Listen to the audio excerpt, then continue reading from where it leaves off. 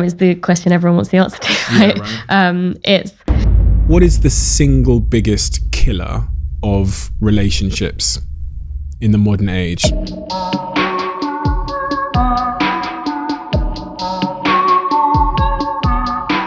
Let's talk about sex. Today's podcast is very, very different, but incredibly, incredibly important. Today, I'm sitting down with Kate Moyle, who is a sex therapist and a relationship therapist, to talk about some of the taboo topics which we don't normally discuss. Things like erectile dysfunction, sexual inadequacies, issues we all have in our relationships and sex lives. The single biggest killer of relationships in 2021, sexual anxiety, how to keep a sexual relationship exciting, and everything in between. I'm going to share some very personal sexual stories that I've never shared before. Some of the things that have gone well, and some of the problems that I've had that have caused relationships that have meant the world to me to end. This is a very, very honest, open podcast today. You know, this is why this is called The Diary of a CEO. And Kate is the perfect person to put them to. So I think you're going to enjoy this conversation. I certainly did. I feel very vulnerable sharing some of these stories with you. But as I always say, just keep it to yourself. So without further ado, this is The Diary of a CEO. I hope nobody's listening, but if you are, then please keep this to yourself.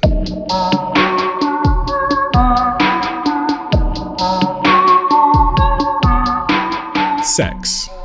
I think it's fair to say that everybody has some kind of challenge with sex, at least some point, at least at some point within their life. And I am no different. In fact, my last relationship, which was I genuinely at one point thought that was going to be my wife. The reason that relationship broke down was because of a sexual issue, and a sexual issue that showed up about 7 or 8 months into the relationship. And long story short, I know this isn't a therapy session, but it kind of is as well. At some point, 7-8 months into our relationship, she told me that she didn't like having sex. And I didn't know what that meant. And as a guy that's never experienced that in my life, I read into it probably in the wrong way, but it definitely made me insecure. I was like, what, you don't like having sex? How's that possible? And I thought that was some kind of condemnation on me. I thought that was something negative towards me or something that I was doing wrong. And I tried various things. I tried to be a bit more and listen a little bit more to what she wanted and how she wanted it. And then it progressively got to a point where I was getting in bed and I was shitting myself because you don't want to, once you get rejected, I've never gone to have sex with someone in my life and been rejected in that way. And so you get in bed and you don't want to even ask them for sex because you might take an L and you don't want to take that L. And then how the hell am I meant to get an erection as a guy when I'm that fucking scared of rejection? And eventually, long story short, we're away one time and the same issue happened, and we were having sex, and I was looking at her thinking she clearly isn't enjoying this at all. And we stopped. She started crying. She said, I've got a problem. She said I just don't enjoy sex. I need to address it. I said to her, do you want to talk about it? She said, I'm not comfortable talking about sex with you, even though we'd been in a relationship for a year. And I left, and then I broke up with her. And I do regret breaking up with her because I did so maybe too flippantly. And I didn't understand it, and I didn't think it was fixable, and I didn't know how to fix it. And yeah, sorry for my brain, my dumping that on you, but good place to start. No, I think, and so much of what you've just said, there's so many points there that, I hear all the time. So difficulties with desire, struggles with communication, struggles with knowing where to start in terms of talking about it, anxiety, all of these points which can kind of get in the bedroom with us or be in bed with us. And we just don't know how we're meant to address them. We don't know what we're meant to do about them. And we all feel that sense of, what am I doing wrong here? Or what's wrong with me? Do I have a problem? Am I broken? All of these phrases. And actually working with all of the information that you've just given me, as an example, we can kind of target or work with each of those problems in an individual way, which isn't terrifying for people, which doesn't create more anxiety, which doesn't damage self-esteem.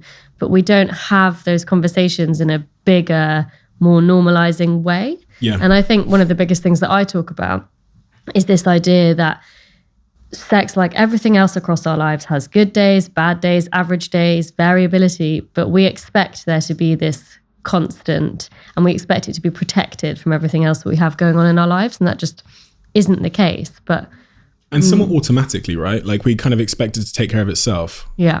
And relationships as well. We kind of expect that, once they're good, they're always good, that they shouldn't falter, that we shouldn't have to work at them, that they shouldn't struggle. And I think that there's such a problem with that as a basic foundation message around sex and relationships.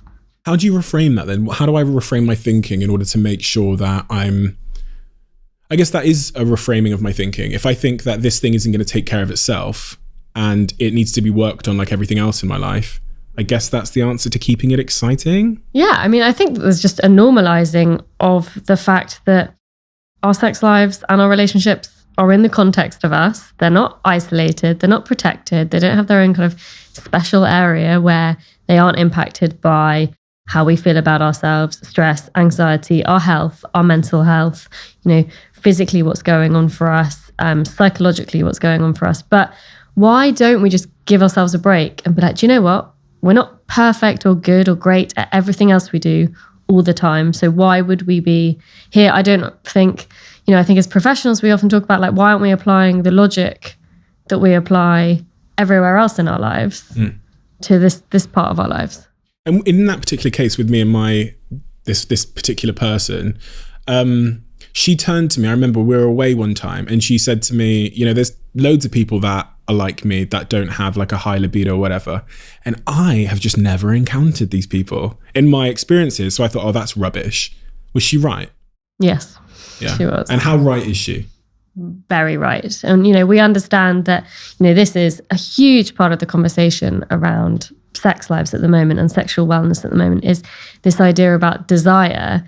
Desire is not a fixed concept that we're born with. We're not kind of given or holding a set amount. It's not like we kind of have an amount and we like use it up. It is context dependent, it's responsive, and we understand that it changes.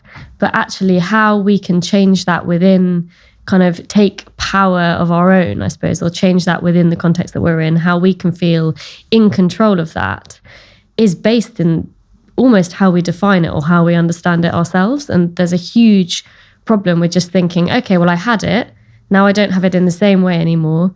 So what's wrong with me, or what's broken, or what changed, or what's not working here, rather than if I reframe my understanding, my thinking about this, it makes a lot more sense and it takes the pressure off.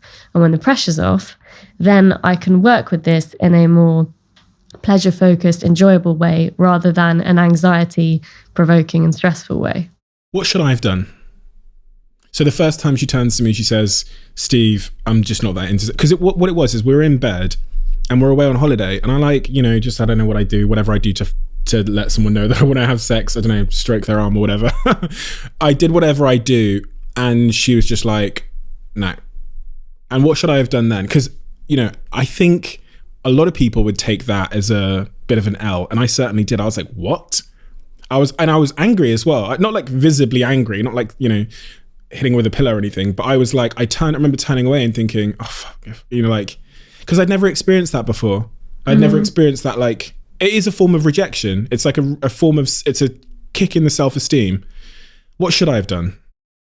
Well, I think, I can't talk to what was going on for you two, like kind of in that moment then. But, the biggest problem that couples in situations like that have is assumption. So as you said, like, this is a kick in the teeth for me, like that hurts, I feel rejected. So we internalize. And actually the best way for us to deal with something like that is to try and explain, to try and move away from assumption to explanation to understanding. Because actually, if we can have a conversation which opens it up, and you hear sex and relationship experts talk about communication being, the kind of biggest pillar of sexual wellness or sexual well-being, and assumption kind of, and the gap between expectations and reality is actually the biggest place that we have a lot of these problems. And I think that it feels like, that's a good example of that happening. Fast forward 4 months the same sort of issue happened, and she turned to me, and this is when I thought it was completely over, is she said to me, I'm not comfortable with talking to you about sex, right? And we'd been together for a year. And I thought, well, if we can't talk about it, and I don't really understand the issue, and you're not willing to talk about it, then we are fucked. And I thought, and that's when I left that country soon after, and I broke up with her maybe like I don't know, 2-3 weeks later, because I thought, if we can't talk about it, then how do we fix the situation? But I do regret it, because I think I reflect and I think I don't want to be the type of guy generally that when they care about someone will walk away from it so easily. And I think I should have made a more active effort to try and support, as you say, and understand maybe. But I would say sometimes the hardest person to talk to about sex is the person we're having it with. Yeah. Because of it's so loaded.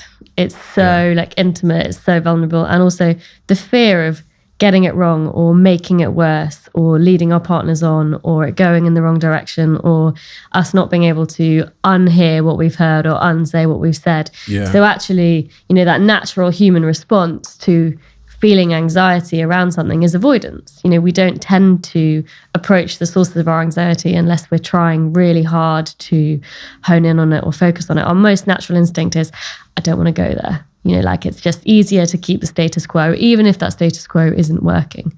And so it's about thinking about how do we help people to approach that source of anxiety or feel empowered to change their conversation around sex, because it's really hard. It's like talking in a language that we've not been taught. You know, we're not taught how to have these conversations. We're not taught to be comfortable about these conversations. We're not taught that sex is normalized as a topic. And then we're expected to all be experts and that our partners are going to be experts. And we're all expecting that from each other. And then when it doesn't work, you know, we have no solutions or ways of knowing how to deal with it. Now, some of us muddle through. We kind of work it out. We're like, okay, well, let's try this or think about this or take expert advice or listen to a podcast or read a book or get the information and we can kind of work our way through it. But for a lot of us, that's way too intimidating. You know, sex feels like an off the record, you know, off the table topic. How do you bring it on the table? And I'm presuming that couples that are successful in the bedroom are those that bring it on the table to some degree. Is that a fair assumption or? Yeah, I think that's definitely a fair assumption. I think that, you know, it takes the courage to do it. It takes the kind of sitting in the uncomfortable. It might be quite anxiety provoking. Obviously, some people kind of seek out therapy or external advice or someone that can help them manage those conversations, or they might do it in their own way. So it might be kind of reading a book and sharing that with each other, or listening to a TED talk and then sharing that with each other and using that as a springboard to have that conversation. But I would say it's talking about it outside of the bedroom is the biggest way to put it on the table. And is it possible to be just like sexually incompatible with someone? Yeah, I think it is, in the way it's, you know, impossible to be incompatible with anything else. But what we can also do is, you know, when we have different interests or different preferences in other areas of our lives, we can work together to negotiate that, to manage that, to kind of work to each other's kind of preferences and kind of switch that around or manage that kind of relational bit, that kind of bit in between. And it is possible to do that with sex, but also for some people, they might have deal breakers and they might not be able to meet those for each other. I don't know if this is too much information, but I don't think I care. I remember one day as well, I tried to introduce, because I typically, when I have sex, I typically use a lot of additional apparatus. So I'll use all kinds of stuff. I don't care. Like I'll use handcuffs and all kinds of ropes and toys and whatever else. And I remember trying to introduce something like that because I thought maybe it would make it a little bit more interesting for her. And she was like, absolutely not. She said to me that she thought, I think it was a vibrator. She thought a vibrator was for old people. And, you know, I'm already up against it here, lads. So I'm trying to like do something to help. And when she said that, I just thought like, maybe we are just like sexually incompatible. Maybe we just speak two different languages here. So don't know. But, you know, like sometimes one partner, you know, what I would say is it's actually more common for couples to not be perfectly sexually matched than it is for them to be like perfectly sexually matched in every way. And for some people, they are more ready to try something, or, you know, they might be the one that leads something and then the other partner kind of catches up. Or it's really about also kind of like how we perceive what our partner is suggesting, or what we think that means. Because one of the things about sex is we have this idea as humans about like metacognition. Like we think about our thoughts, we think about what that our thoughts mean. And I think it's really, really apparent when it comes to sex and relationships, because we're trying to constantly analyze what's happening, or as you said, kind of looking out for like the risk of rejection or the fear of rejection. We're trying to understand what that means about us, or what that means about them, or what it means about our relationship. And so we're always trying to, I suppose, think about like what's going on and the wider context or meaning of that. Now, when it comes to sex, we're already in a culture and a society where it's a bit taboo, where it's quite stigmatized, where we don't necessarily want to kind of step outside the norms or the expectations, because what does that mean about us as a person? Since that whole event, we spoke a little bit after we broke up, and she told me, that was actually the first time she told me that she had like a low libido, and I actually didn't really understand what that meant, so I Googled it. But then I started talking to some friends about it, specifically some male friends, and I had another male friend say to me, one of my best friends said to me that he also had the same problem, where he just lost his sexual desire when he got to a certain age, which I was shocked about, because people don't have these conversations, so you don't think it happens. So when we encounter it, whether it's in the bedroom or wherever else, it really feels like a real anomaly. But how common is low libido, and also what are the typical causes of someone having a low libido? I think really common, and I think, like so much of the stuff, we don't have huge amounts of at least up to date like sex research, so it's something that people are really trying to kind of develop in the space. But what we understand when we think about desire, so we've got desire and we've got arousal. So arousal, the body's physical ability to kind of prepare for sex; the desire, the want to be sexual. And what we understand is that it typically changes across relationships. And what feels really difficult about it is that at the start of relationships, when everything is new and exciting, we're getting to know each other, we're exploring, it feels like desire is very high. We're kind of leaning into that because it's a way of getting to know each other, a way of connecting with that person.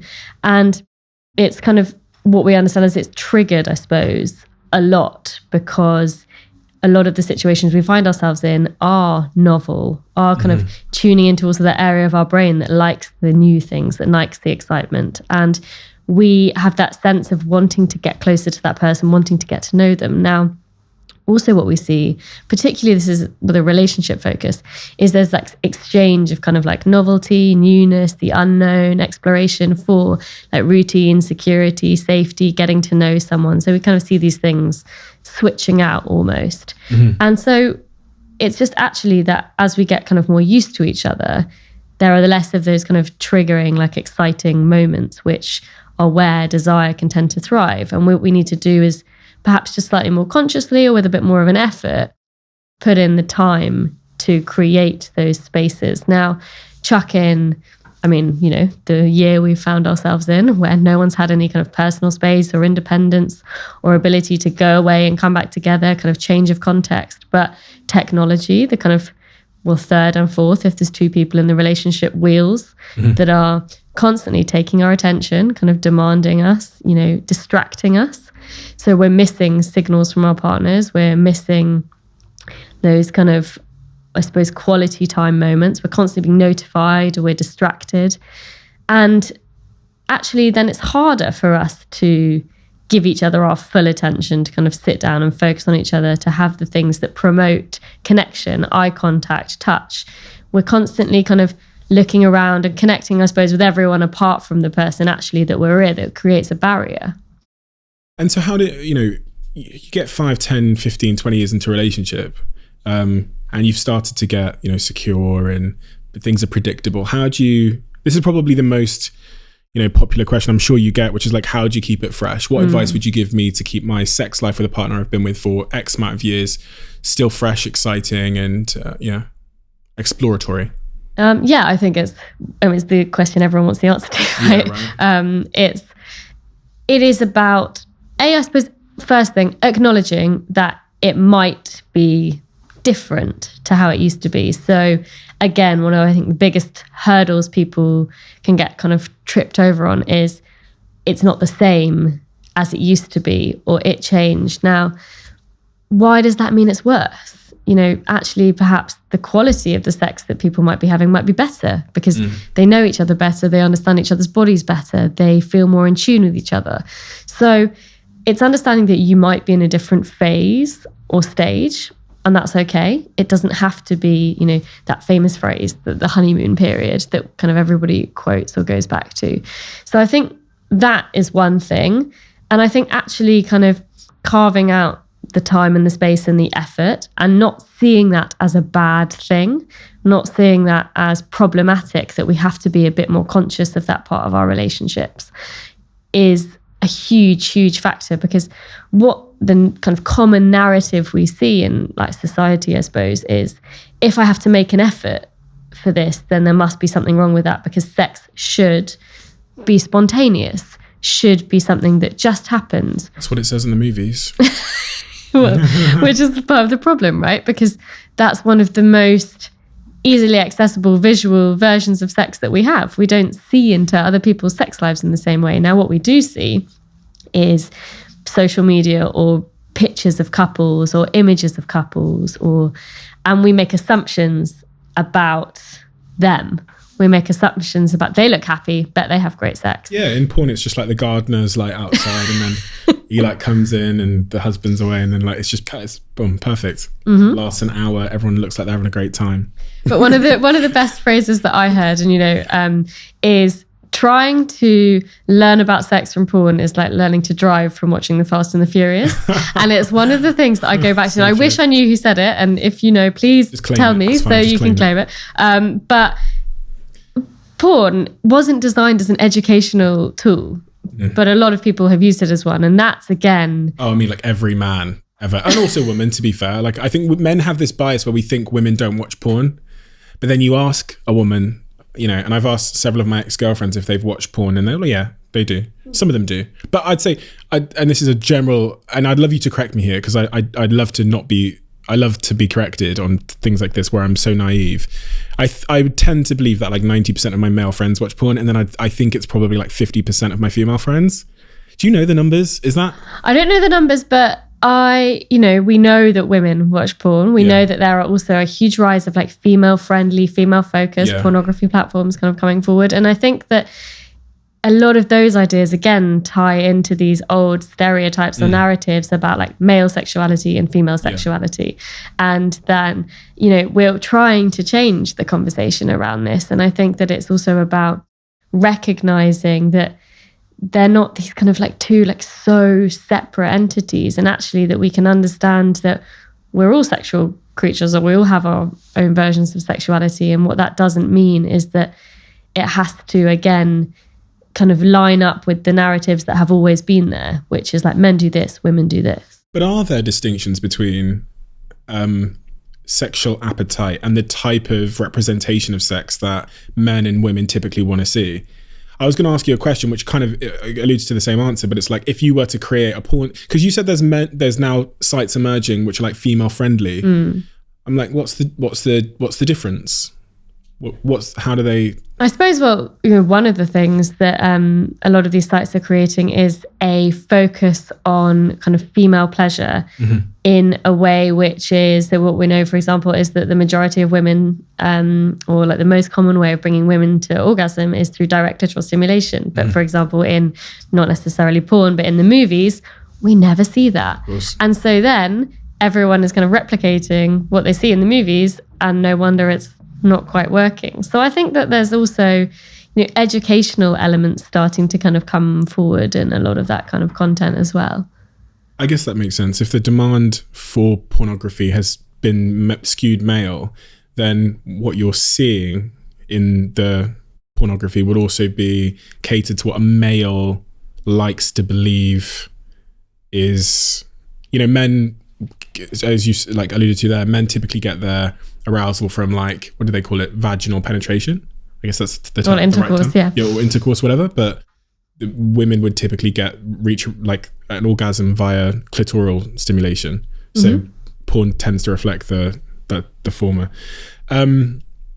So has porn been a positive or negative impact on our perceptions and images of what our own sexual relationship should be like, do you think? Oh, it's such a big question, isn't it? Again, it's the one that everyone wants to know the answer to. I think that the problem that we've seen is when people have used it as an educational resource, and that's not how it was designed. Now, what it has offered is people who are exploring their sexuality and feel that it doesn't fit, for example, the norm or expected norm, however you want, whatever terminology you want to use for that. It's offered those people a sense of community or safety in exploring or belonging or knowing that they're not alone, not isolated in their experience. And so there are, like everything in life, there's going to be huge pros and cons. And like anything in life, it's how people use anything. But I think for me, working with people with sexual problems and relationship problems, isolation or feeling alone in your experience is probably the biggest side effect or negative side effect on mental health or on the problem itself of what they're experiencing, of what they're struggling with. And so combating that, which in a way is where therapy helps, we're kind of sharing that conversation. We know that shame thrives in silence. We're starting to externalize, we're starting to talk about these things. Is making people feel they're not alone is massive. One of the things you said, I read that you'd said before, which I thought was really good advice, especially as it relates to keeping sex like fresh and exciting, was just to change one thing every time. And I wanted for you to tell me why you think that's important and how that helps. It goes back to some of the themes you've talked about, but it was one of the things that I thought I could immediately do in my own sex life to keep things continually fresh. Yeah. And what are those small things that you're referring to when you say? I suppose what I like about that is it's actionable. So it's this idea that we can all be like empowered and in control to do something in our sex lives. And, like one of the phrases we hear kind of all the time is like mixing it up, spicing it up. And what I think people get intimidated by is the idea that they have to do something massive to do that they have to, go out and like buy a whole new wardrobe BDSM, exactly, or try something that they've like never done before, or buy 25 sex toys, or try everything, like, and that in itself then becomes a barrier to people trying it because they're like, oh god, that sounds scary. It's like expensive as well. as well. But like that, it's that God, like how am I going to do that? There's no stepping stones to that. It's a whole like bridge, a whole jump, and that puts people off. So again, we're back to that avoidance thing. Do you know what? I'll just stay in my safe zone. I'll stay in my comfort zone. I'll stay where I am. Like the idea of trying that and it not working, or trying that and it failing, feels way scarier than where we're at right now. And so I think that idea of like changing one thing every time is, it's also that routine doesn't kind of help or promote or kind of encourage desire, because we're like, oh, I know what's coming, I know how this is going to go.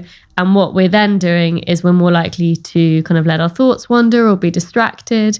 And we see that with people, they're like, I know it's going to go, so actually I wasn't really noticing what was happening in my body or that experience. I was thinking about like everything I need to do tomorrow.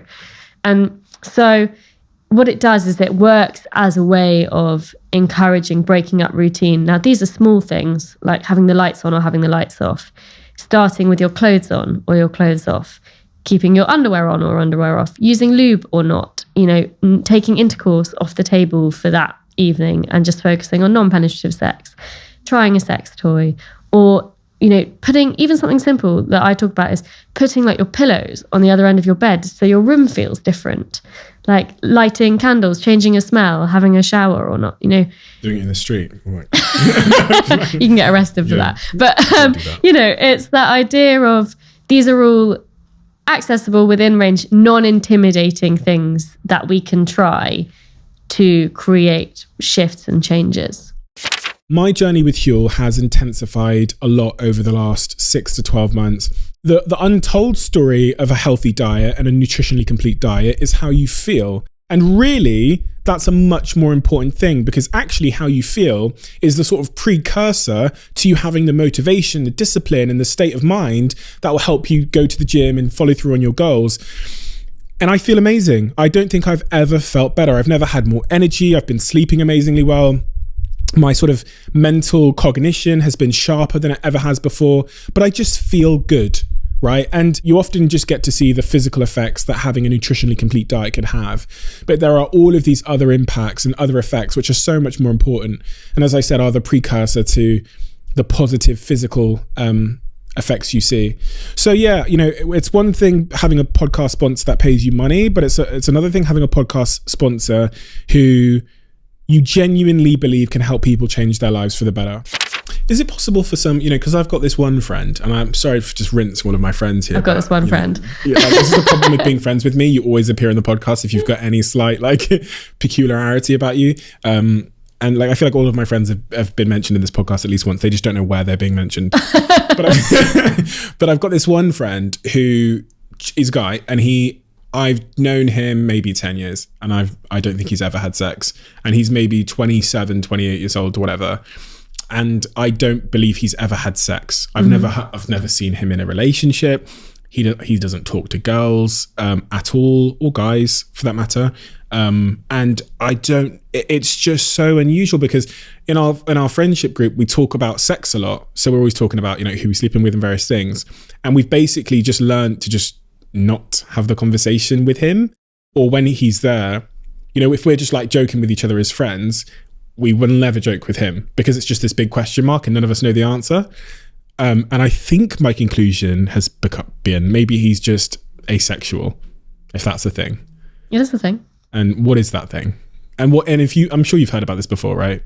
What's going on? Well, I mean, like we don't know what's going on for that person, but you know, asexuality is an identity, you know, like people who don't experience sexual attraction.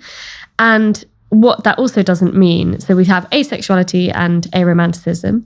So those are two different concepts. So what we can see is that people can have successful relationships and be asexual, because they can have connection and friendship and intimacy. And we can see that people who so we can understand that it's not a kind of like pairing necessarily. And something I also talk about is we can have intimacy without sex and sex without intimacy. Now, what a group that I've also worked with is lots of people who have such bad sexual anxiety, and this is in no way me saying what's going on for your friend, but that limits them in sexually exploring or taking their sex life to where they want to go, or dating or seeing people. Because what it can feel a bit like is if we get on the ladder of, for example, meeting someone or dating, then we get closer towards the source of our anxiety, which might be sex. And I think that people who haven't had sexual experiences, and I suppose bear in mind you're only viewing this from your perspective rather than speaking to the person that you've been speaking to, is that kind of, it can feel like a snowball effect of, and you know, something that I talk a lot about in therapy with people that I'm working with is this snowball effect of, okay, well, the older I get, the more I feel that this is a worry, or the more I feel other people will judge me, or the more I feel that I won't match up to what's expected of me, or that I will get kind of found out. And I think that these anxieties around sex are also because what we assume is sexuality in people. So we kind of assume everyone's sexually active. It goes back to that point about feeling isolated or alone in our experience. Everybody else is doing it, so what's wrong with me? And the problem we have when it comes to sex is we can't know with people until we check it out. We can't know until we're judging someone's inside world based on what we see from the outside. And actually what we know with sex is that they don't always match up. There's no way of really knowing until we, for example, you know, sit down with a therapist and unpack it, or sit down with a friend or a family member or whoever that is we share, you know, a partner, that conversation with. I think there's also like, I was just thinking then about, there's also this like wider philosophical question of like, what is the purpose of sex? Because if you see sex as being, you know, just to ejaculate, then, you know, you might encounter a bunch of issues there, because the role that sex is playing for your partner might be a completely different one. So I guess at first you have to understand what role sex plays in relationships, to your partner, but also to yourself. Like, is there, how would you define the purpose or the role of sex? What is it? Why do we do it, and what's it for? We're going to make a sexual therapist of you yet. Here we go. We're having my job in a minute. Yeah, I know. You'll see tomorrow. I'll launch an Instagram page. It's like sex with Steve. It's like it's just everything you said. I'm just like reselling it. So one of my favorite pieces of research, and anyone who's listened to my podcast or any of the interviews and stuff I know is going to be so bored of hearing me bang on about this, is a paper called Why Humans Have Sex. And it was done in 2007, and it identified 237 reasons for why humans have sex. We don't have that kind of time, unfortunately. So next question, polygamy. So it's just this understanding of like the motivations for why people have sex, and there is such a wide breadth of those. And that might be, my favorite one from that study is because I was cold, because I wanted to get warm. But we can understand that, it might be because I want an orgasm, because my partner looked hot, because I wanted to feel close to them, because I wanted to show them I loved them, because. So the meaning of sex goes so beyond the what of what we're doing, but we are so focused on the what all the time. And then we get so tangled up in everything that's kind of psychologically going on for us. And I think that, sometimes we're thinking about the why. What does it represent in our relationship if we're in a relationship? What does it represent to us if we're single? What does it represent to us if actually the sexual relationship we have is just with ourselves? I think that thinking about that is such a big part of us understanding ourselves sexually. There's definitely emotional elements, but there's also like a physical, prehistoric, maybe evolutionary role that sex plays, right? And has that been somewhat lost upon us now? Like, because my body, the chemicals in my body will start tickling me and telling me that I'm horny, and then that'll drive me into action. I feel like the sort of prehistoric evolutionary role of sex has been lost upon us a little bit, especially now that we have all this contraception and we can swerve having kids. So I think it's become a bit of a sport for many people. Well, sex is about pleasure, isn't it? Did I know? You tell me. I think, what we see is that the majority of the reasons that people have sex are not to do with procreation. Yeah. And also the problem is, I think something you kind of said earlier, was it can be so goal orientated. Now, again, this is where so many people struggle with sex, because if sex is goal orientated, and as you said, like the goal is to orgasm or to ejaculate or to finish, then what happens if that doesn't happen? We feel like we've failed. Yeah. And so what it creates then is this goal orientated kind of pass or fail model for sex. Now, the complete irony of that is if we're struggling and we're focused on where we need to get to as a goal, the act of focusing on where we need to get to is actually the thing that is most likely to not get us there. Yeah. Because it's preventative. Because if we are in the moment, enjoying what we're doing, experiencing kind of pleasure and sensations and able to enjoy it, then that's actually the thing that's probably most likely to get us there. But if we're so distracted by the negative thoughts that are going on in our heads, we're so distracted by our concerns, our worries, that is going to break down that kind of process of us getting there. Because I know a lot of people, every sentence I say sounds so strange. I was gonna say, I know a lot of people that struggle with orgasms, but I've spoken to some of my girlfriends and I've asked them if they've orgasmed. And in fact, one of my ex-girlfriends, she said to me that she had basically never had an orgasm in her life, which I obviously as a guy you find quite, well, not obviously, but as a guy that has never had that problem, I found that quite peculiar. And I wondered why some people can orgasm so easily and then some people are find it a lot more difficult. In this particular case, my suspicions were that it was an emotional thing. In fact, what you've just described there about worry, this is one of the people that I know that's very, very tense about the topic of sex. And I just thought, my suspicion, again, super naive, was that they're not, knowing this person, they would probably not be able to relax in bed. And then when they became a sexual partner of mine, I thought, yeah, they're just like not relaxed at all. But I wanted to get your take on why some people find it so easy to orgasm and then some people just can't at all. Well, I think it also goes back to almost like the first time, early messages about this stuff as well. Early messages about what it's like to have these experiences, what it's like to be sexual. Is it something that's never been talked about? Is it something that's shrouded in shame? Is it something that we think that we shouldn't be doing, or we think about ourselves a certain way for doing? And so there's so many components to this as a conversation, probably too many, longer than we have time for. But there's the idea of how we, again, think about what we're doing, how we know and learn about our bodies, what we know and learn about our bodies, how we discover what works for us and our preferences. So there's the physical element, we talk about an orgasm as a peak pleasure experience, but also how we feel about it. Because if we're feeling shame or embarrassment, or that we shouldn't be doing this, that is going to be something which, again, gets in the way of us being able to fully let go and enjoy ourselves, or giving ourselves, in therapy, we talk a lot about this idea of giving ourselves permission to be sexual, or to let go, or to enjoy ourselves, or to experience pleasure. Again, this is super naive, but an orgasm is a pretty natural thing, isn't it? It's like a natural physiological reaction to stimulation. So again, super naive.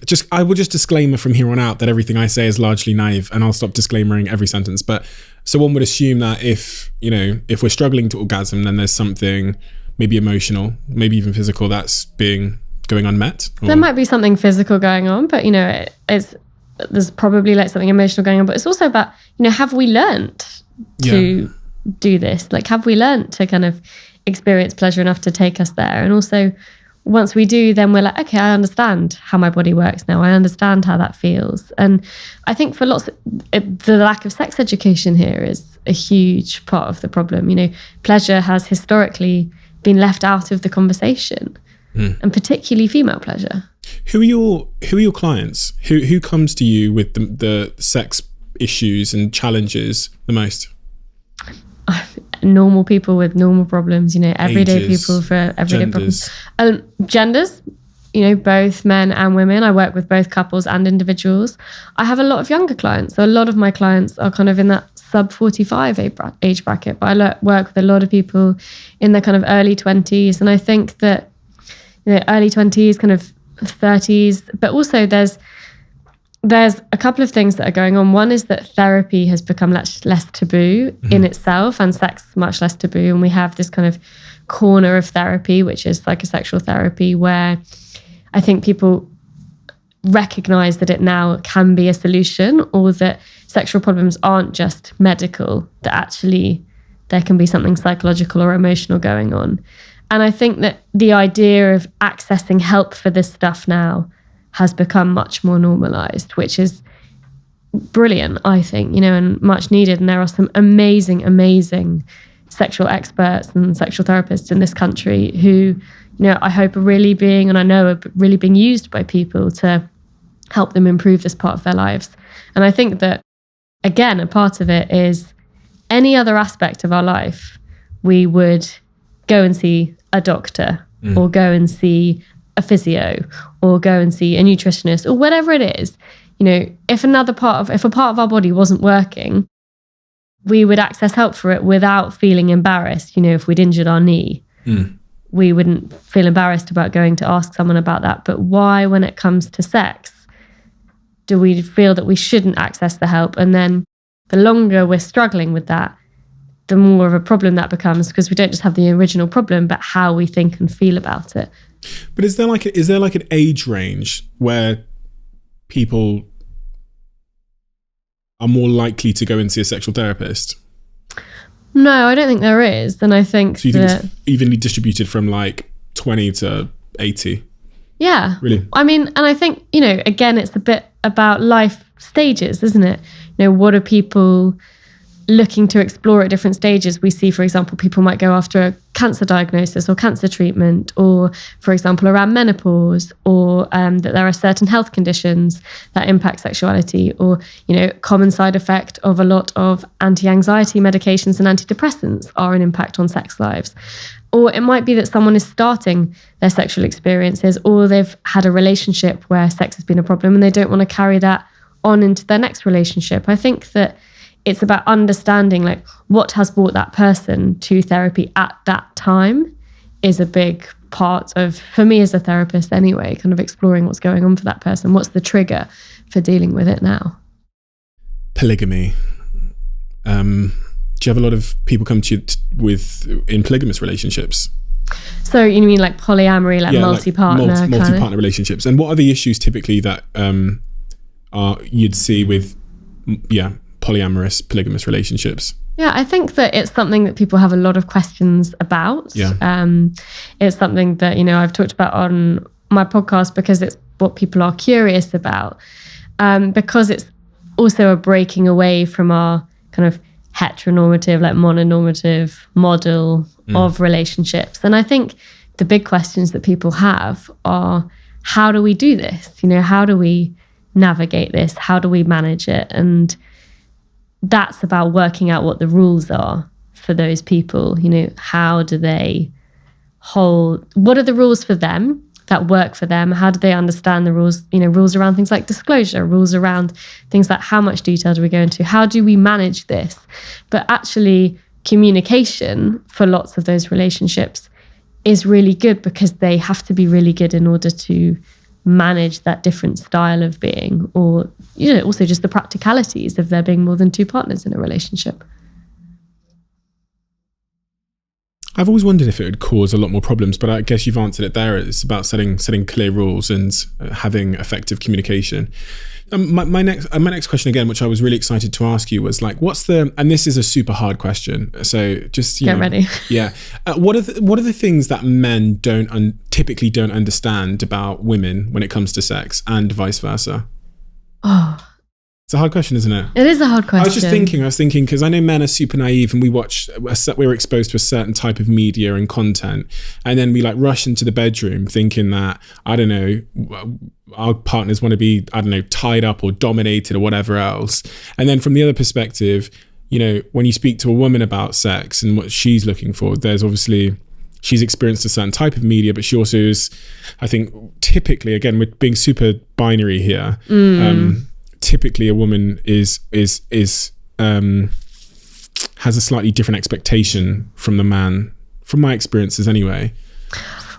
I think part of the problem in that is that binary approach. Is that if there's something that I would want everyone to understand, it's that we can be different, but we're also so similar. And like this idea about like performance when it comes to sex is hugely detrimental to everyone. And again, probably like what is one of the biggest things I want everyone to think about is the assumptions. What are the assumptions that we're making about each other based on gender norms and expectations, based on historical messages? How do we break away from them? And it might be that that's a conversation between those two people, and that's the best way of doing it. But also there's, all of these kind of, so many of these ideas about sex are so steeped in history, but we've never asked them, we've never had them challenged. So an assumption being, a really historical message that we hear all the time, and something I hear all the time when I'm talking to people about like myths, what are the sexual myths, or what are the sexual rules that you think are kind of applicable to your sex life? A really common one is that men initiate sex, like men are the initiators of sex and women are the responders. Now, how does that fit people then when they're like, oh, but that's not how it works for us? Or, for example, male partner, if we're talking about heterosexual relationships, who is less confident, and a female partner who is more confident. And so actually it's the other way around. But then they're thinking, okay, but this isn't what we think everyone else is doing. So maybe there's a problem here, when there isn't, because that's what's working for them. And do you see big distinctions between the issues that heterosexual and homosexual relationships have? I think that what same-sex relationships don't battle with as much is the gender assumptions, the gender narratives, the gender norms. That kind of idea of like men do this and women do this. But, there are also kind of every relationship struggles in some way with that dynamic of we're two individuals. How do we work on our differences and our similarities together? That interrelational part, which is what happens between us. What are our triggers? How do we what makes us both anxious, or what makes us both feel secure, or what makes us both feel closer? And also navigating that, that's really the battle that all couples have. Again, super naive question, but I'm sure it's one of the most popular questions you get asked, which is like, is there a healthy amount of times for a couple to have sex per week or whatever? I used Fiverr once a month before they became a sponsor on this podcast. And since they've become a sponsor on this podcast, and I've delved into what the site does and how all the services work and the vast array of things that you can achieve on Fiverr using freelancers around the world, I swear on this dog's life, Pablo, my dog here who sat on my lap if you can't see, I swear on his life that I've used Fiverr at least once a week for the last 3 months. We've built so many websites. We've designed so many decks. We've had video clips edited. We've had subtitles produced. If you haven't checked out Fiverr before, hit the link in the bio, fiverr.com/CEO. Go to the website, check it out. And every single time I do this podcast, one person who DMs me with a service from Fiverr that they need doing for their business, for their podcast, for whatever project they're working on, I will pay for that service to be done for you. So find a service on Fiverr that you want done, send me a message, and one person every week will have that service paid for by me. Super naive question, but I'm sure it's one of the most popular questions you get asked, which is like, is there a healthy amount of times for a couple to have sex per week or whatever?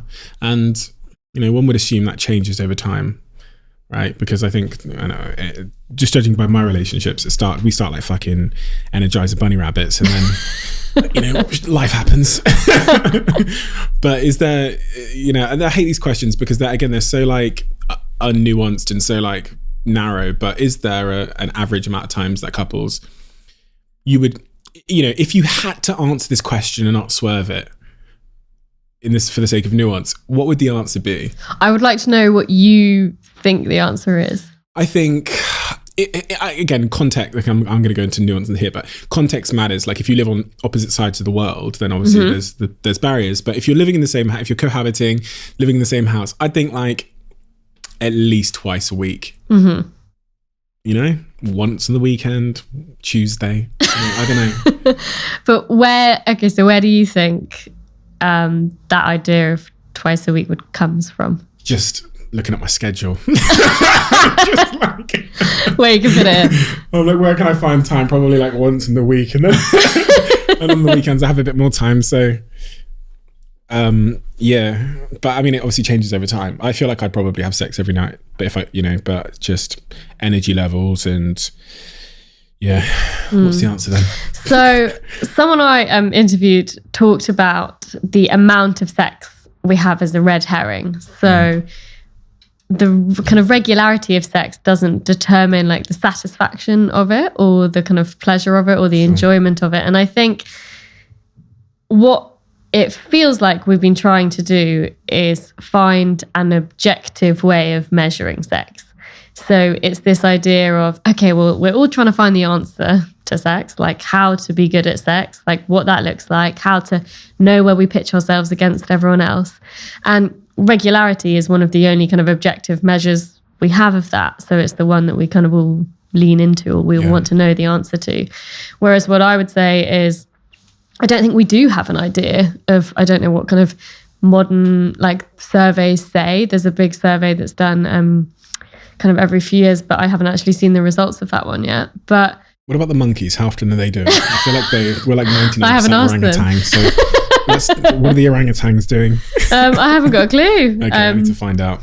Maybe your next guest? Yeah, I was thinking like a zoologist or something. But I think that the thing is working out again, and what we're looking for is a measure of like how we're doing by knowing that answer. And I think one of the things is, for some couples, it might be, as you said, they might kind of work in different countries. It might be every time they see each other, they have great sex, and that's enough. Like that works for them. For other couples, it might be we have sex once a month and it's really good. You know, we're both enjoying ourselves and we feel like our needs are met. Great. For other people, it might be once a week. You know, I think it's about determining like what your normal is or what is right for you. But again, the kind of worries and anxieties and stresses come from we're not having enough sex. Why is that? Yeah. You know, is it because my partner's no longer attracted to me? That tends to be the first thing people go to. You know, what's going on? Is it because our relationship isn't working? Is it when we don't have a clear kind of obvious answer, like we've just had a baby, for example? So there's the assumptions that go with that. Why has sex changed? What's going on? But also everyone else is having sex once a week and we're having sex once a month. So that we must have a problem. There must be something wrong with us. Speaking of my ex-girlfriends, I feel like I've slightly thrown several of them under the bus, but I had another relationship. This goes back a little bit further, where I just like fell in love with this girl in every other aspect, non-sexual, so intellectually in every other way. And then when it came time to have sex, which was actually quite a little bit later than it usually is in the relationships that I have, like 3-4 months into knowing this person, there was, I don't know how to say this because it just sounds, I'll just go for it. I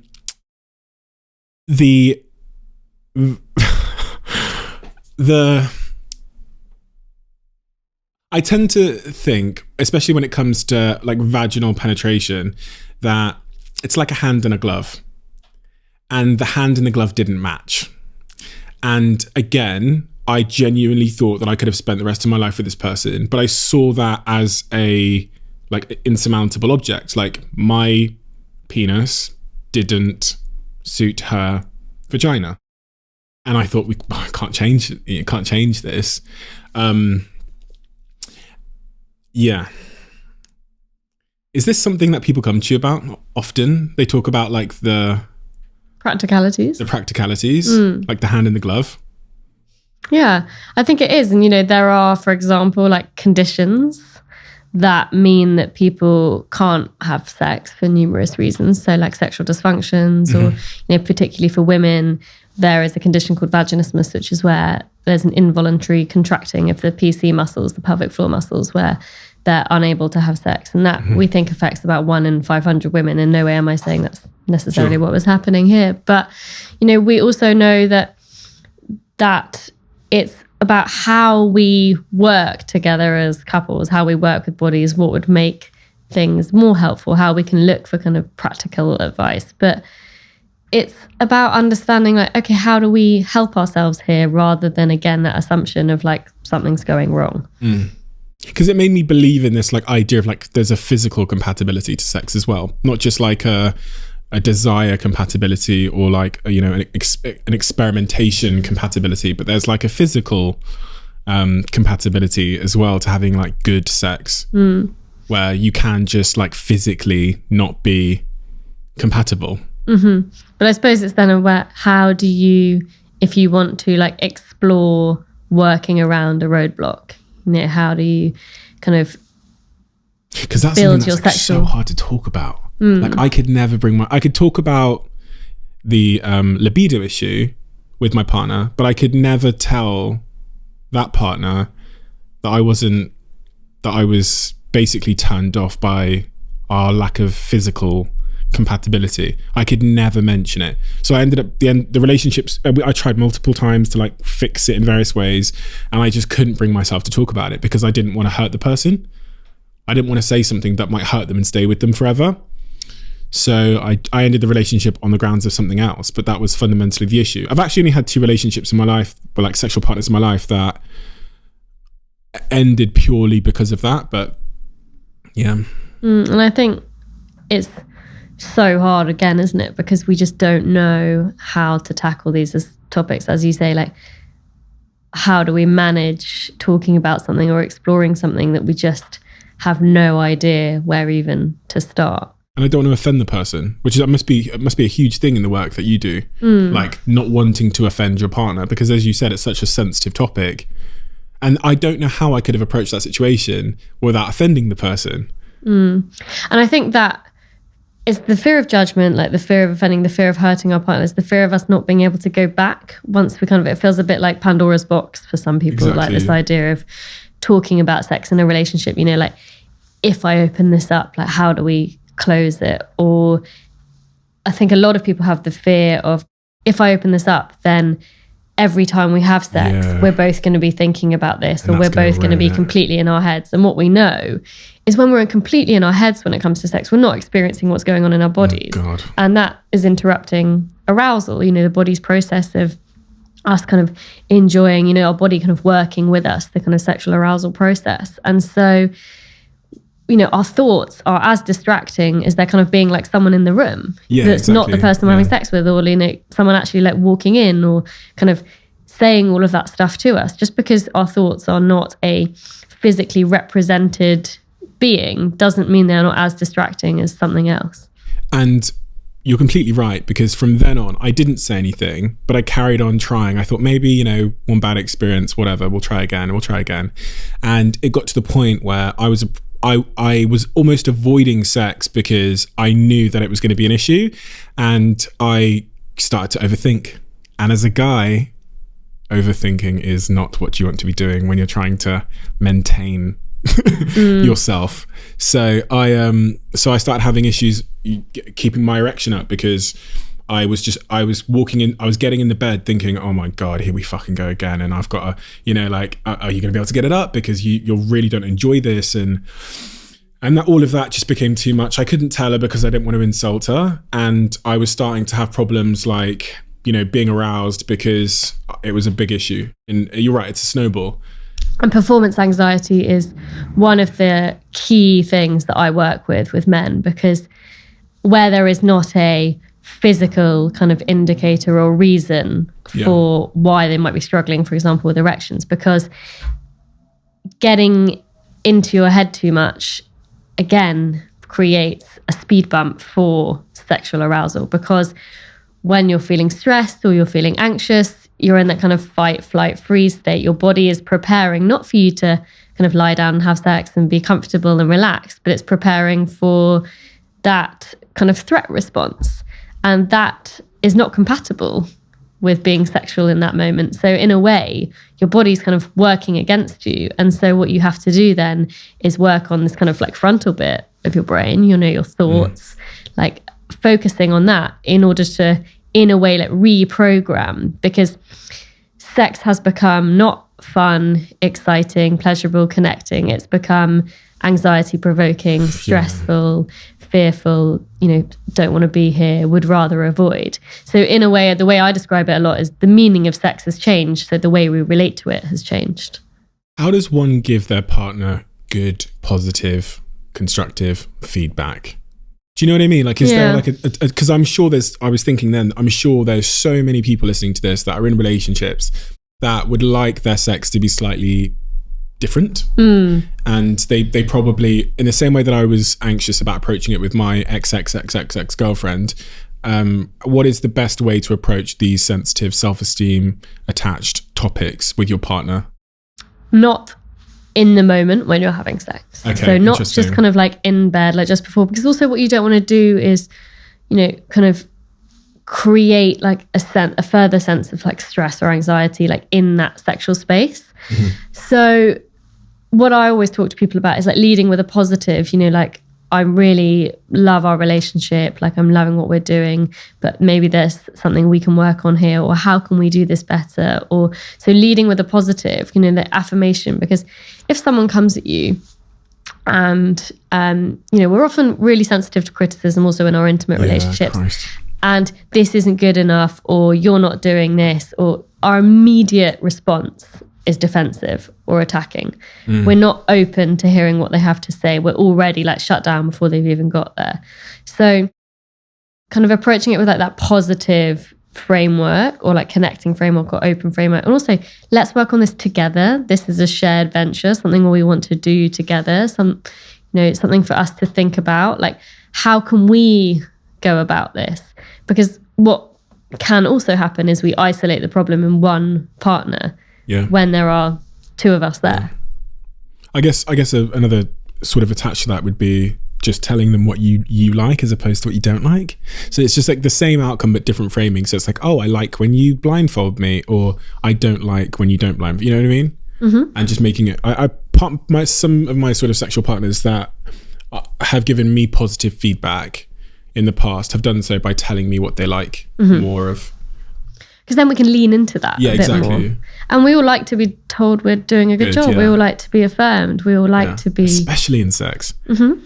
Yeah. Because we don't have a reference point of, are we doing a good job? And we feel, if we think we are bad at sex, that's really personal. Yeah. Isn't it? It's brutal. That's really a difficult thing to hold on to. And then we go into our next sexual situation thinking, I'm bad at this. And actually what that's more likely to do is make us struggle. And actually when people are relaxed and comfortable and calm in those situations, they're able to connect with the other person more. And we're kind of able to, I suppose, follow the pleasure path a bit more, or kind of affirm each other a bit more, and understand that actually if someone says, can you touch me here? It's not because you weren't doing it the right way. It's just because that might be their preference. But we cannot be mind readers. We cannot know what our partner's like until we communicate that with them.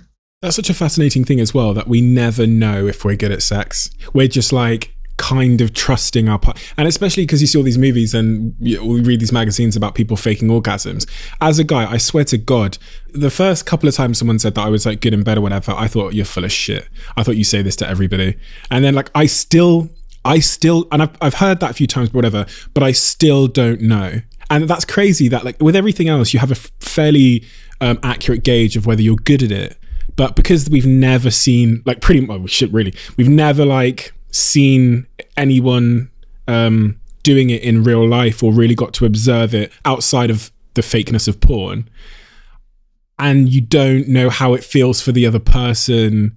And sometimes you don't even know if they're faking it or if it's real.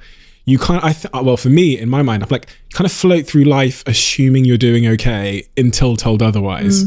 But it also assumes that, here we go again, good at sex is a formula that you can apply across the board. Like for everybody. Yeah. It's every sexual experience is going to be different between those partners in that time, in that moment, in that context.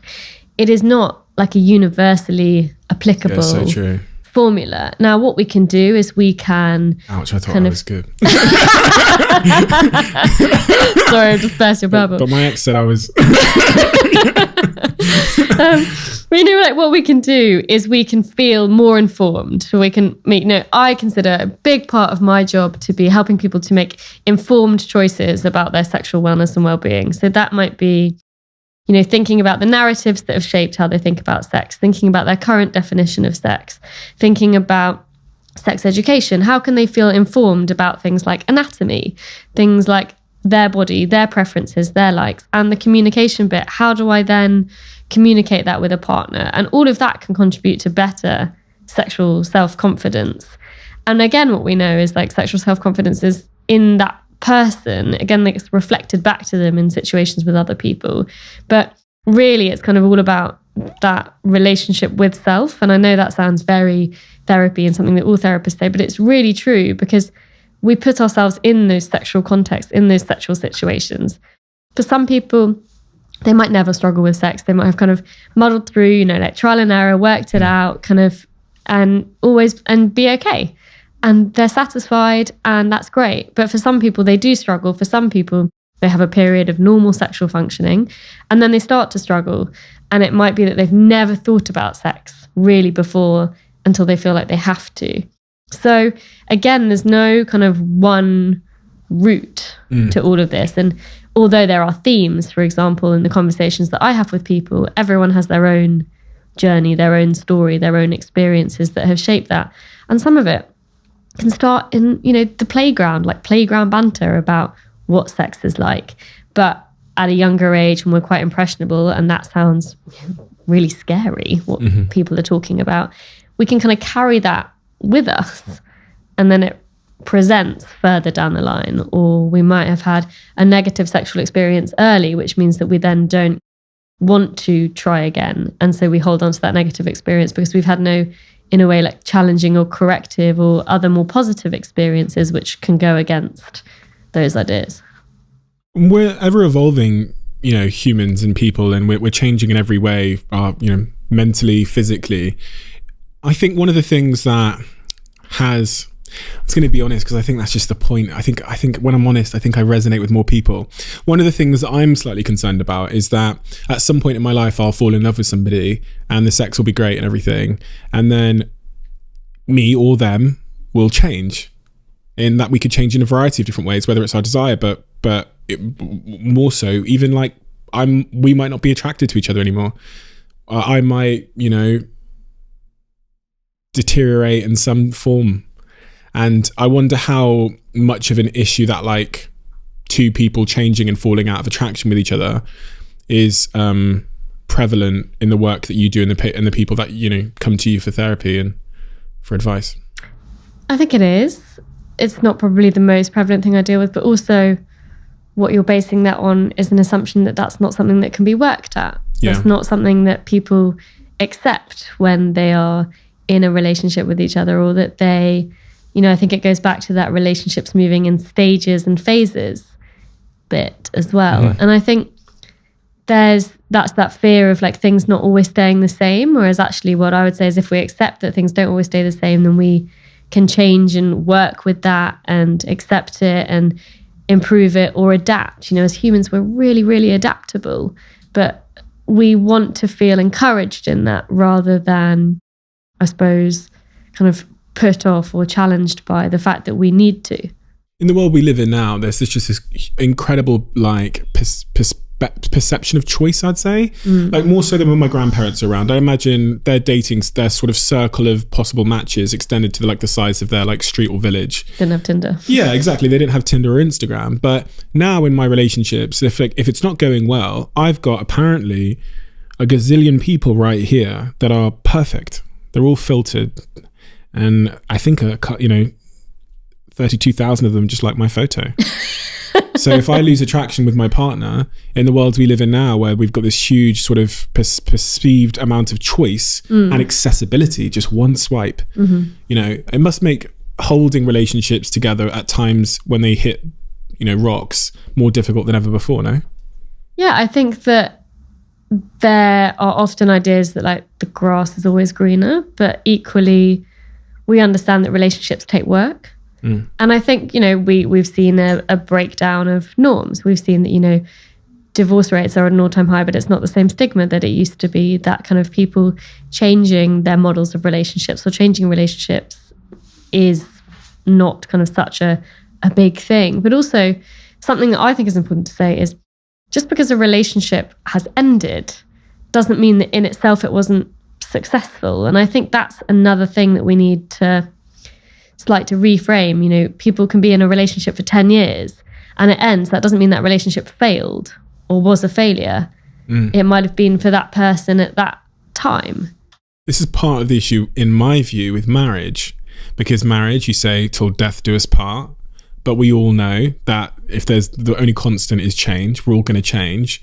So how can you honestly make a commitment that you're going to stay with this person, or why would you want to, until death, knowing that you're both going to change in various ways that are yet to be seen? But can't you also change together in a positive way? You can. I think people are moving. They can move. If you think about it as like two parallel lines, they could be slightly tilted 1 degree to the right, which means that in 10 years time they'll be too far apart, or they could be 1 degree to the left, which means that in 10 years time they'll be closer together, or they could be perfectly straight, right? So perfectly parallel, which means that in 10 years time they'll be the same, they'll resonate in the same way, they'll be as close, whatever. But you don't know that yet. So I think that's why I've always been slightly let down by the concept of marriage, because I think you can't predict the future. So why would you want to make something like that so final? And I think like, you know, the Men in Black, have you seen Men in Black? Oh God, a long time ago. Where they get the pen and they hold it up, and if they press the button on the pen, basically it erases your memory. I sometimes think, if we held that pen up to the world and erased everybody's memory, what are the things that would come back? Like science would come back, religion would never come back the same. It wouldn't come back the same, right? Science would figure all the same things out, the same experiments. Marriage, I'm like, no, it wouldn't come back the same. Not in 2021. I don't think that would come back the same.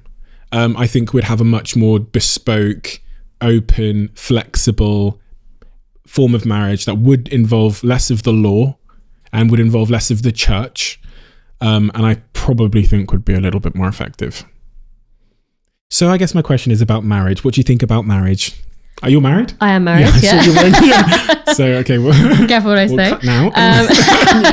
Get your real opinion. You know, I think that it's what does it offer people? You know, like what are people looking for? And I think for a lot of people, it's security. You know, and it's... Is that a form of insecurity though? Like I think I'm going to play devil's advocate here. Okay? Yeah, do.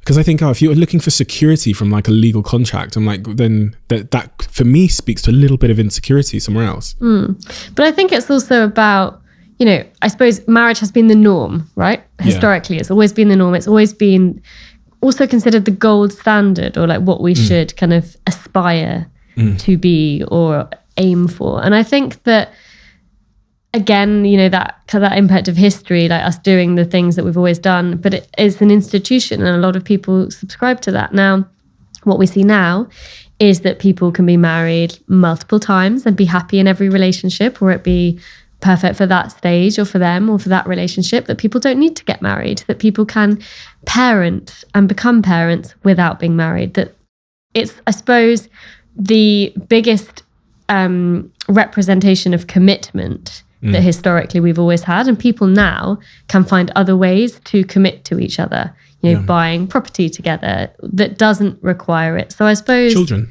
it's probably the biggest commitment, but it's also about what those people are looking for.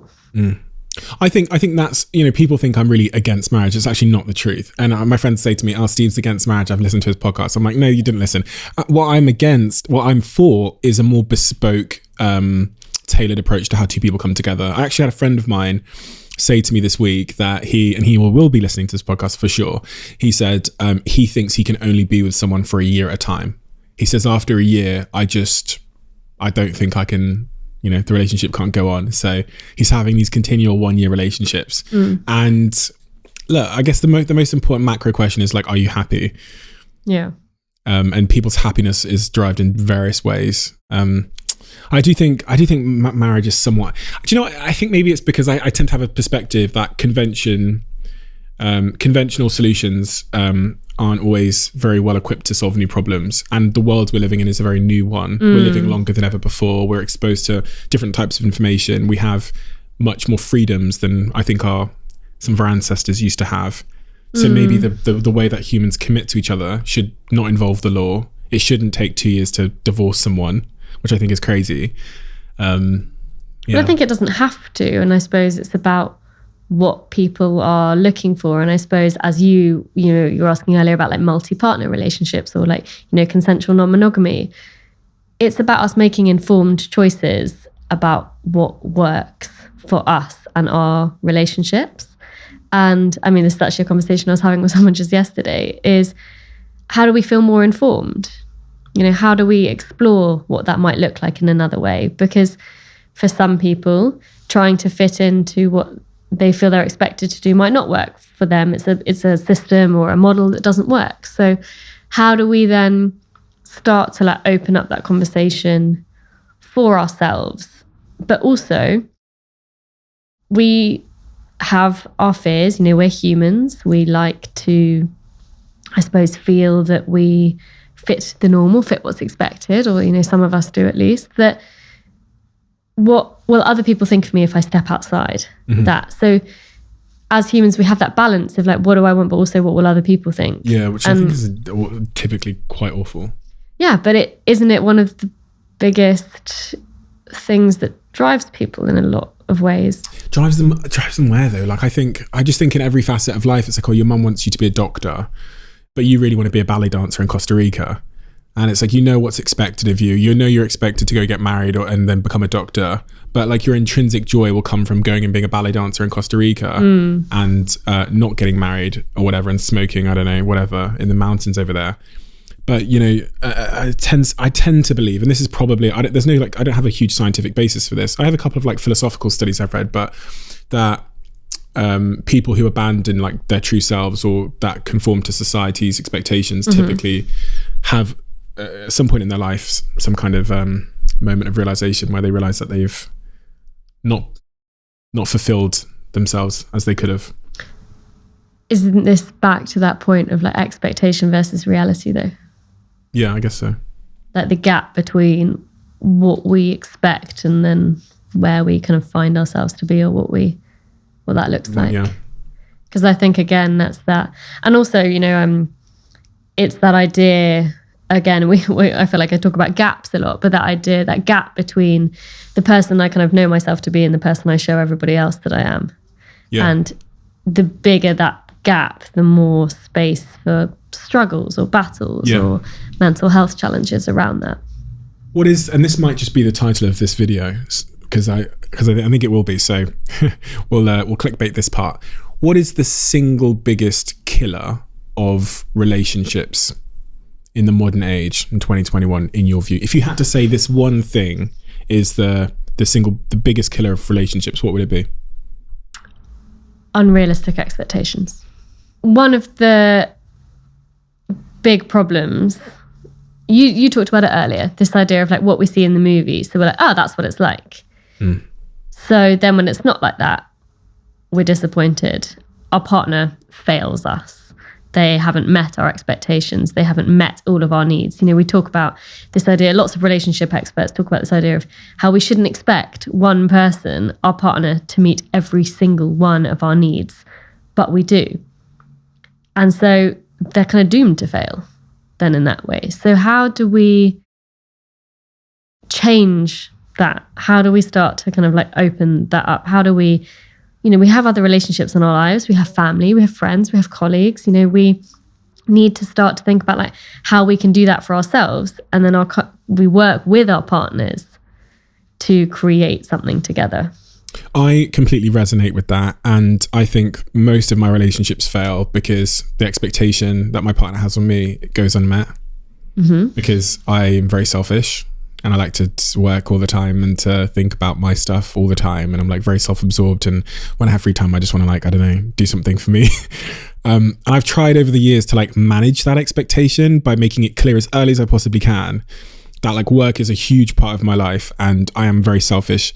Selfish sounds like such a negative word, but it means that like I'm so consumed with my passions and the things that, like you could say focused. I use selfish because I'm trying to take a little bit of blame, I guess. But I am so consumed with my passions. Like I will work all day and then I'll go on YouTube and want to watch something about SpaceX and Elon Musk taking spaceships to Mars. And then in the morning, I just want to do, and I kind of want them to do their own thing as well. So I try and very early on lay that expectation down, but it just never seems to work because at the start, someone will tell you that they're cool with that.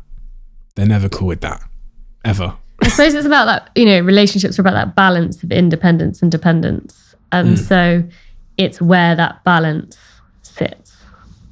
I want independence. I want them to be independent, me to be independent, and we'll like meet in the middle sometimes.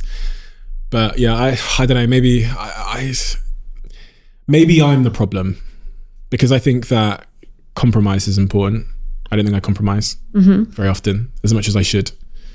I went through my life, I think, pretending that I was just so focused on my work and no one could deal with it. But I probably think that I'm also like, I think selfish is probably the word, and unwilling to compromise. And like, I think so, like the negative version of selfish is also the word where like, I prioritize my needs more than someone else's. I think that's caused me a lot of problems. I sit with people on this podcast all the time that are super successful and they largely struggle in relationships.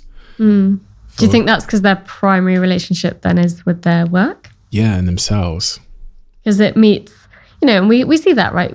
People talk about their businesses as their babies, like that's my first baby or that's my baby. And I think that, for some people, we get our needs met through our businesses, through our passions, through our sport, through our careers. And for some people, they might get enough of their needs for relationships met in those kind of smaller doses, or not in those kind of like single, intimate or couple or relational relationships. But they have that met in other ways across the board, or in kind of smaller ways. Now, who are we to pathologize that, I suppose? Difficult. I was hoping you'd have all the answers. I'm sorry, I definitely don't have all the answers. But compromise is important, right? Yeah. But in any relationship, you compromise with people you work with. You compromise with friends. You compromise with family members. Like we all have to compromise, because relationships are however many people there are. But, if we're talking about couples, two people who are independent, different people trying to work together, and they're not going to perfectly fit together or be aligned in every single way. So how do we navigate that? When you're running your own business, though, and you're the CEO, you don't have to compromise as much. Do you know what I mean? Things tend to go on your schedule when, and you get to kind of lay down and then transitioning into your personal life, you have to almost perform the opposite behavior, which is like high patience, listening. When you're the CEO, you can, condense things how you want. And you're leaning into your natural way of working. And things are kind of going at your cadence within how you want things to happen. Whereas in your personal life, that's maybe where I've struggled. Whereas I've learned one behavior in my professional life, which is about saving time on everything and optimizing everything to be more productive and performance based. Yeah. And I'm like, I don't want any sentence to be longer than like it needs to be. So then transitioning into my private life where things, shall we go for a walk? A fucking walk? I'm like, what are you doing? What a waste of time. A walk? What for? Like, do you know what I mean? And I think I've struggled with that transition, because the decision-making framework I have for whether that I use at work can't be the same Isn't decision. applicable. Oh my God, it's the worst.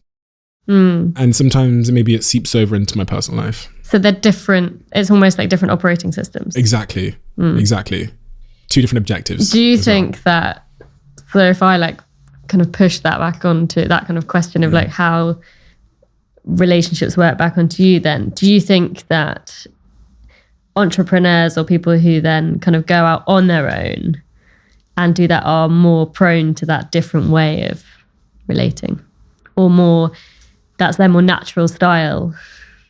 As in, do I think they're more likely to So just to make sure. Well, in terms of, you were saying as a CEO, you're like the person in charge. You set the agenda, you set the time. Like it's more, you're kind of leading that in a way that might be a piece of being an entrepreneur, is someone who kind of puts their head down and does that.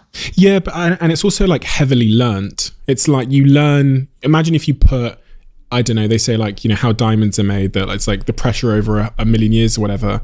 You get pressured over 10 years and you learn a philosophy for your use of time, for how you want things to happen, whatever.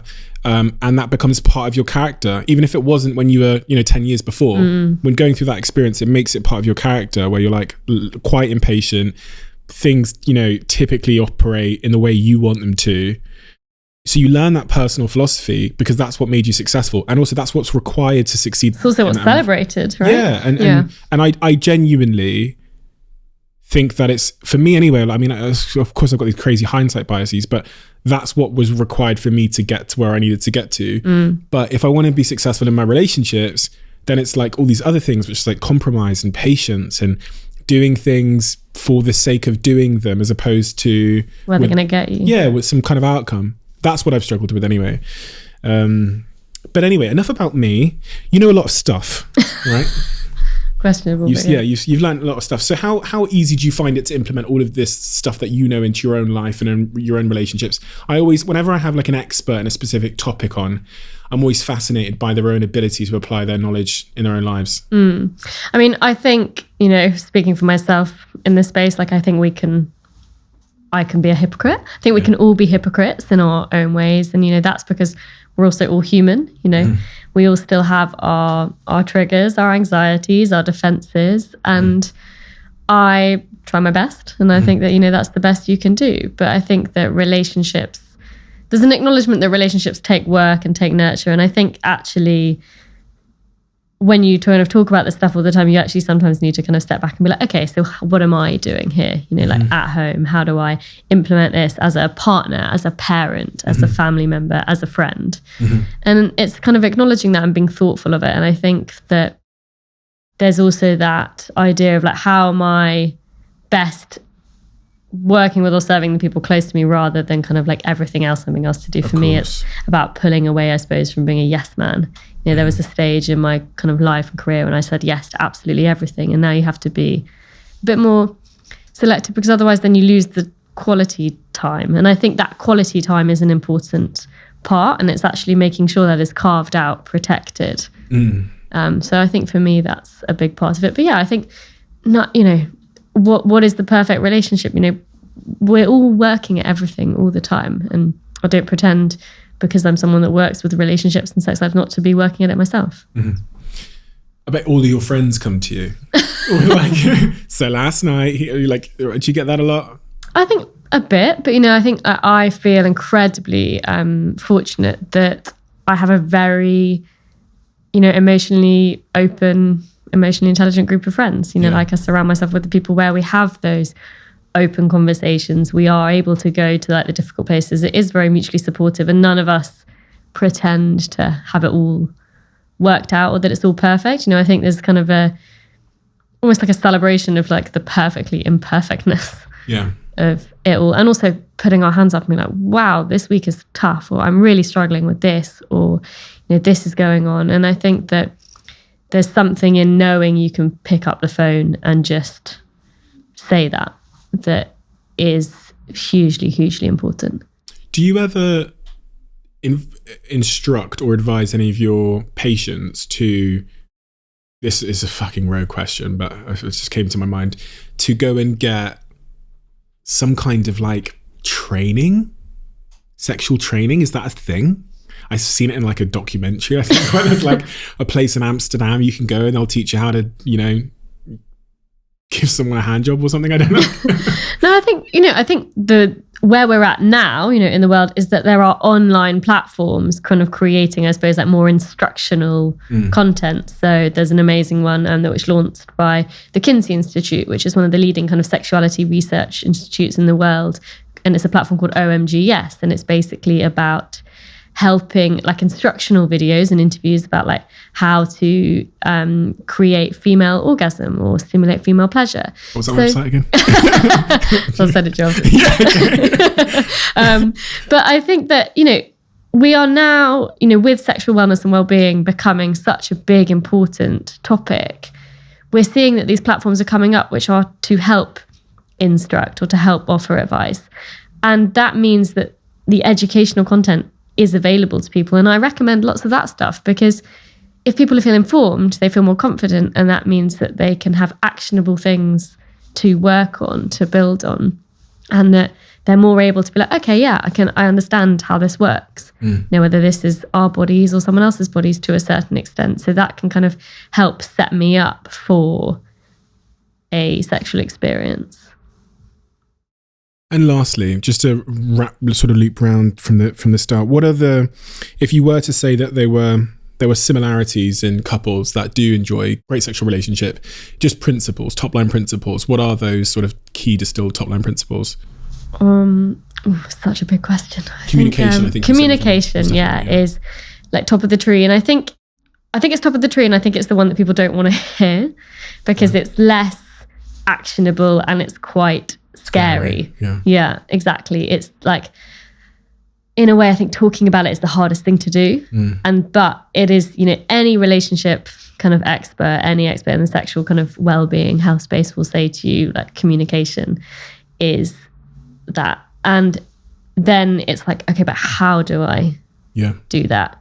And, you know, we talk about these communication exercises, things like kind of speaking from your own position. So like, I say, so there's a place called the Gottman Institute, and they have, you know, done so much research on couples, but it's this ownership, like, my feelings are, I'm feeling, my perspective is, because actually what you're not saying to your partner is you. Yeah, it's not blame. It's not blame, exactly.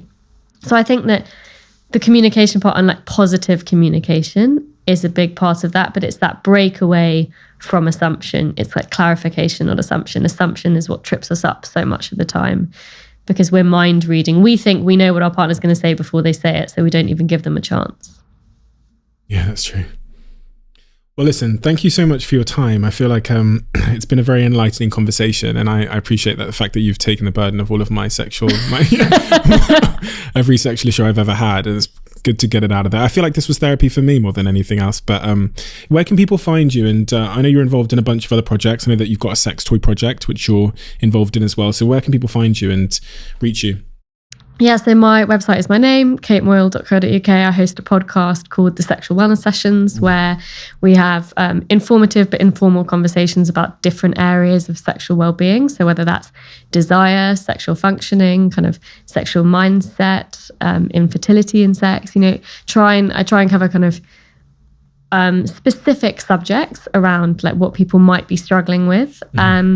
And then I'm on Instagram at Kate Moyle Therapy, but the sex toy project is I'm the UK sex expert for Lilo. Oh, wow. So luxury sex toy brand, and they do some amazing products as well. So, and I work with brands kind of creating like sexual kind of wellness focused, I suppose, projects or which is a huge products. thing. Yeah. And I think brands are really trying to get it right. And I really, really respect that. I think that's amazing. So I actually love that work because it feels like it's taking the learning from inside the therapy room and putting it out into the world. And hopefully then that's creating that social, cultural kind of sex positive shift that I think we all need. Well, thank you so much for coming on today. It's a real pleasure to speak to you. And I've been so excited about this conversation for a long time, probably because I've been able to unload on my own personal issues, but because you're someone that really has a powerful insight on a part of our lives that, as you say, is taboo and often not talked about enough. And that's why I thought it was good to have this as one of the pages in this podcast diary. So thank you so much. And I'm sure I'll be in touch again soon with all my other issues. Every year I'll be in touch. But just wanted to say thank you. Thanks. Thank you. This is huge news. I finally got to meet my debut book, Happy Sexy Millionaire. It arrived from my publisher last week, and it was so surreal seeing this book after about almost 3 years from the point where we had the idea and I started speaking to publishers about it to the point where it's in my hands has been almost 3 years.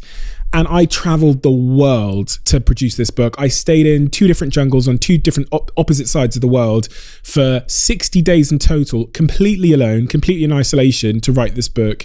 I've poured so much time, effort, research, studying into it. I've met mental health specialists. I've met some of the most successful people in the world. I've met clinical psychologists, professors, people that are experts on divorce, everything. And I've poured it all into this book, mixed it in with my own life experiences. It's without a shadow of a doubt the single most important thing I've ever produced. And it's crazy because you have to sell a book. That's what like fuels the industry, right? That's what gives you a publisher. That's what gets it into shops. That's what gives you distribution.